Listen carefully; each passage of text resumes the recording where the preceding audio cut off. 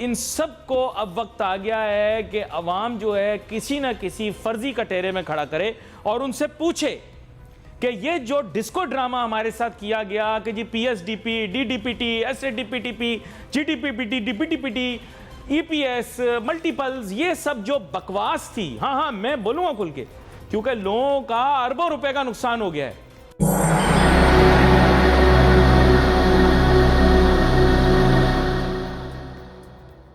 नमस्कार दोस्तों, स्वागत है आप सबका एक बार फिर से हमारे YouTube channel React for Fun में। दोस्तों, वैसे तो आप सबको पता ही होगा कि पाकिस्तान अपने फाइनेंशियल कंडीशन को ठीक करने के लिए यूएस में जो उसका पुराना एम्बेसी बिल्डिंग था उसको बेच रहा है। उसके अलावा पाकिस्तान के कैबिनेट ने एक ऑर्डिनेंस को अप्रूवल दिया है जिसमें कि कोई भी गवर्नमेंट एसेट्स को वो विदाउट परमिशन बेच सकते हैं, और ऊपर से इलेक्ट्रिसिटी का यूसेज कम करने के लिए भी मार्केट और शादी के फंक्शंस को रात 8 बजे से पहले ख़त्म करने का रूल भी लागू कर दिया गया है। तो आज के इस वीडियो में पाकिस्तानी मीडिया के जो रिएक्शंस हैं ये सब रेस्ट्रिक्शंस और इश्यूज को लेके वो हम देखेंगे।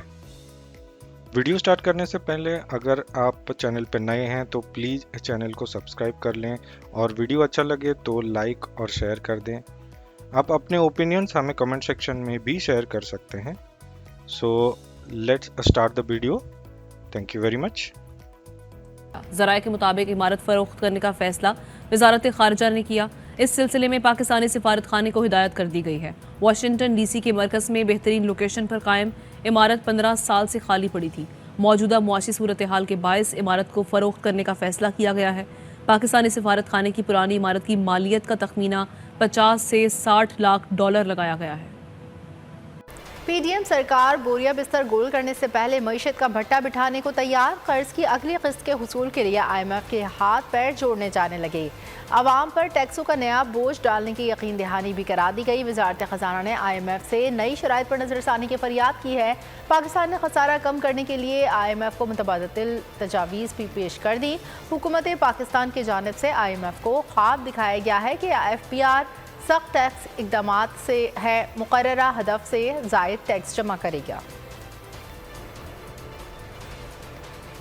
तवानाई के बहरान का जो संगीन मसला है उसे निपटने के लिए मईशत का बुरा हाल भी है। उनसे वफाकी हुकूमत ने तवानाई बहरान पर काबू पाने के लिए मईशत के ऊपर जो है वो लगाम लगाने की कोशिश की है। वो इस तरह से कि कल ख्वाजा आसिफ ने प्रेस कॉन्फ्रेंस में किफ़ायत शारी की पॉलिसी जारी की है, जिसके तहत मुल्क भर में कहा गया है कि बाजार रात 8 बजे बंद होंगे और शादी हॉल्स रात 10 बजे बंद हो जाएंगे। और हुकूमत के इस फैसले से जो है वो इनकार कर दिया है, उसको मुस्तरद कर दिया और कहा है कि जी ऐसा पॉसिबल नहीं है, क्योंकि रेस्टोरेंट्स वगैरह 10 बजे बंद होंगे। हमारे यहाँ कराची में तो रात को 11 बजे ही लोग जाते हैं। लेकिन सोचने की ज़रूरत यह है कि ऑलरेडी इतने लोग मुश्किलात का शिकार हैं, बिजनेसेस ब्रेक इवन नहीं कर रहे हैं। अगर आप रेस्टोरेंट्स को बंद कर देंगे, यही पीक टाइम होता है, सर्दियों की रातें होती हैं, छुट्टियां होती हैं स्कूलों की, विंटर ब्रेक होता है, तो इनके पास रश सीजन आता है कमाने का, आप उसका कमाने का सीजन खराब कर रहे हैं। शादी हॉल्स, आपको मालूम है दिसंबर में सर्दियों में कितनी शादियां होती हैं, उनका सीजन भी आप खराब कर रहे हैं। आप ये नहीं सोचते हैं, हुक्मरान ये नहीं सोचते हैं कि जब वो फैसले कर रहे हैं उसका इंपैक्ट मुल्क पर, कौम पर, लोगों पर, इदारों पर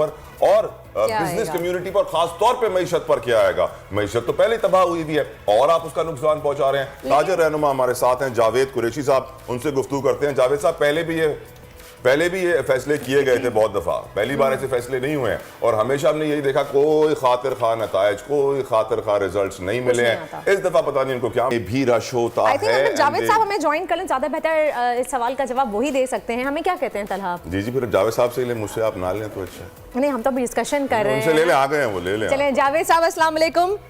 जावेद कुरैशी हमारे साथ मौजूद हैं, प्रेसिडेंट ऑल पाक अंजुमन ताजरान सिंध के। जावेद साहब, आप बताइएगा कि अगर जल्दी रात को 10 बजे नॉर्मल वीकडेज में मार्केट बंद कर दी जाए, सर्दियों के औकात में सुबह थोड़ी जल्दी खोल ली जाए, तो इस पे बुराई क्या है?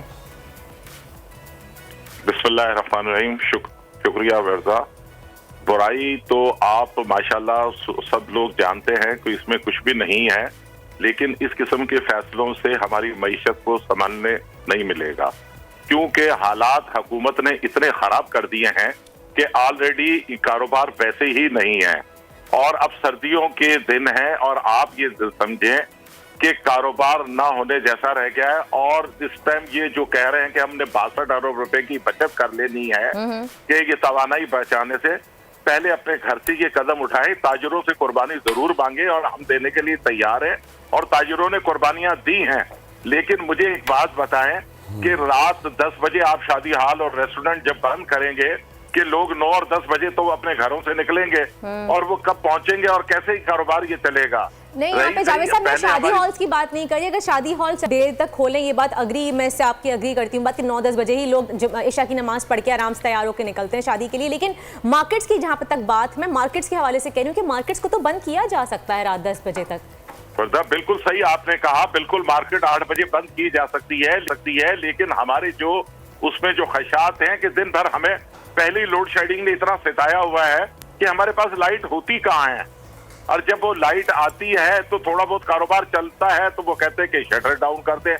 बात मगरिब और अमेरिका की दी जाती है, बैठकर पाकिस्तान में बात ये करते हैं। आप वो फैसिलिटी ताजिरों को देते, हम बिल्कुल तैयार है 8 बजे के, हम 7 बजे भी बंद कर देंगे मार्केट है, कोई इशू नहीं है। लेकिन हुकूमत कम से कम अपनी डायरेक्शन को सही करे। जो बात वो ताजिरों से मनवाना चाहती है, पहले हमारे ब्यूरोक्रेट और वो जो है हमारे वुज़रा वो इस पे इम्प्लीमेंट करें। वो तो करते नहीं, वो हमें आकर परेशान करते। 2 साल तक हमने कोविड के अंदर बुरे हालात गुजारे, फिर ये एनर्जी के मामलात, आप पता है कि आज भी कराची का जो है घरेलू सार्फिन, ना उन्हें गैस मिल रहा है, ना बिजली मिल रही है। कारोबारी हजरात, जावेद साहब इस अमल से क्या हासिल करना चाह रही है हुकूमत? सर हुकूमत इससे कुछ भी नहीं, हुकूमत ताजिरों को परेशान करना चाह रही है, भत्ता ज्यादा लेना चाह रही है आप लोगों से, पैसे ज्यादा निकालने हैं आप लोगों से। सर वो बात ये नहीं है, वो चाहती है कि ये थोड़ा बहुत जो रोजगार चल रहा है ये भी खत्म हो जाए और इनके शाहाना खर्च में कमी नहीं है। आप देखें इनके वुज़रा और मुशीरों की कितनी लंबी बड़ी पोस्ट है कि वहां से वो किफायतशारी शुरू नहीं सर, बिलावल भुट्टो जरदारी साहब ने जो है ना 4-5 अरब तो अपने दौरों पे खर्च कर दिए हैं पूरी दुनिया के, लेकिन कुर्बानी आपको ही देनी होगी जावेद साहब। आप कुर्बानी देती है जावेद साहब, लेकिन हमारे साथ जो ज्यादतियां हो रही हैं उसके लिए कोई आवाज ही नहीं उठा। माली कुर्बानी नहीं होगी, ये मेरे ख्याल से उससे बड़ी कुर्बानी होगी। जावेद साहब बहुत बहुत शुक्रिया। जावेद कुरैशी साहब, ताजर। पेशावर में आटे की कीमतों में रिकॉर्ड इजाफा हुआ, 20 किलो थैला 2390 रुपए का हो गया। फाइन आटे की 80 किलो बोरी 10,000 रुपए से तजावज कर गई। शहरियों के लिए आटा खरीदना मुश्किल हो गया। महंगाई ज्यादा है, आटा मिल रहा है, रेट काफी ज्यादा है। पहले 2050 2100 रुपए तक रेट है, 2300 रुपए तक आटा बिकता है। पहले हम आते थे आटा खरीदने के लिए 2-3 बोरियां लेके जाते थे। आजकल महंगाई इतनी बढ़ गई है कि एक बोरी लेना भी मुश्किल हो गया है। स्पेशल आटा जो पंजाब से आता है वो तकरीबन 250-350 का मिल रहा है। आटा फरोश कहते हैं पंजाब में गंदम की कीमत बढ़ गई है, जिसका असर आटे के रेट पर पड़ा है, जबकि अगले चंद दिनों में रेट मजीद बढ़ने का भी इम्कान जाहिर किया। पंजाब में गंदम की कीमत 9,300 से लेकर 10,500 तक पहुंच चुकी है, 100 किलोग्राम गंदम की कीमत। उसी वजह से वहां पर अभी आटे का रेट 2,250 रुपये 300 रुपये बता रहे पंजाब में, और उस पर तकरीबन 75 रुपये फी तेल खर्च आता है। दूसरी जानिब फाइन आटे की बढ़ती कीमतों पर नानबाइयों ने भी एहतजाज की धमकी दी है। महंगाई के बायस रोटी की मुकर्ररा वजन और नर्ख पर रोटी बेचने से नुकसान हो रहा।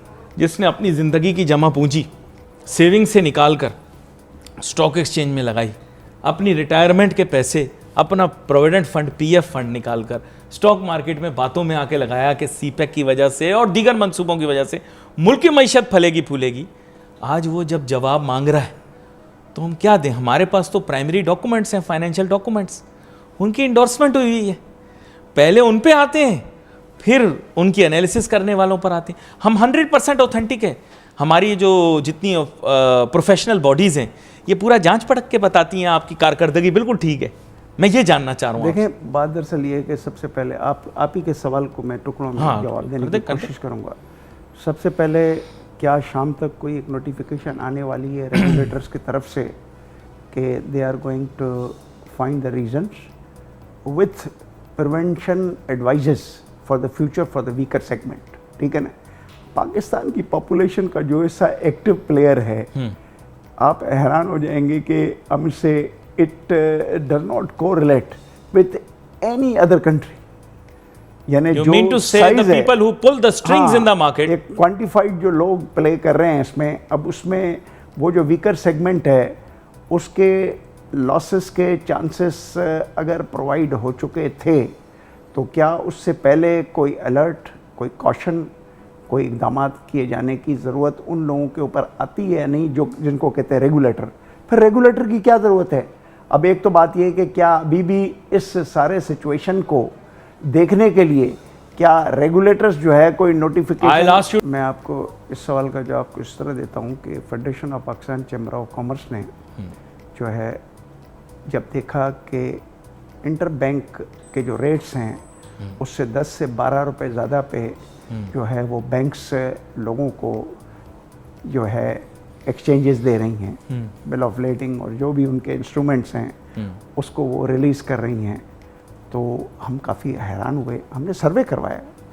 जब हमारे पास कोई सैम्पल सर्वे 25-30 लोगों का आया तो हमने लेटर लिखा कि बैंक्स जो है वो इंटर बैंक के अलावा 12 से लेकर 14 और 15 रुपए ज़्यादा पे जो है वो जो है लोगों के जो है वो रिलीज़ कर रही हैं आमिर से। अब उस रिलीज़ के ऊपर जो है हमने एक लेटर लिखा कंपटीशन कमीशन ऑफ पाकिस्तान को कि देखें this is from the apex body.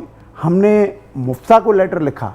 मुफ्ता ने हमें बताया गया कि मुफ्ता ने कहा हमारे ऊपर, सॉरी थोड़ा सा मेरे कोई सिंधी स्पीकिंग तो थोड़ा सा कभी कभी कोई मसला नहीं, हो जाता है। अच्छा ठीक है, हम लोगों का तलफ़ुज़ है अरबिक वर्ड एनीवे। अब बात दरअसल ये कि हमने लेटर लिखा तो हमारे फॉर्मर एफएम ने ये कहा कि ये कोई चॉकलेट या बिस्कुट बेचने वाली कोई कंपनियां नहीं है, कंपनियां तो नहीं है कि मैं बैठ के इनके ऊपर कोई एक्शन लूँ। अरे भाई ये बैंक्स हैं। अब देखें कि हमें क्या जवाब मिलता है कि कोई एक्शन इनके ऊपर नहीं होगा। अब अगर बैंकों के ऊपर एक्शन नहीं होगा उसकी वजूहत आपको पता है, दे आर सो पावरफुल।